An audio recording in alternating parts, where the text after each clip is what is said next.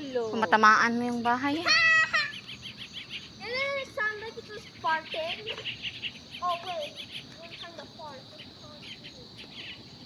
Once somebody turns on the light, it means it's para about time to go home. Oh yeah, because it's already. Since they're there, it's nearer to the door now, so it's causes sakit sa corners now. Yeah, and that means is we will go home now because it's already 6 or It's already past 6, past 6.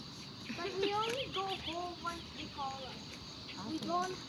But When you have like the and the ano did you know the garage. when it turns on, they come out and call us because they need the door now. Okay. And did you know when family turn it into our plane, then temporarily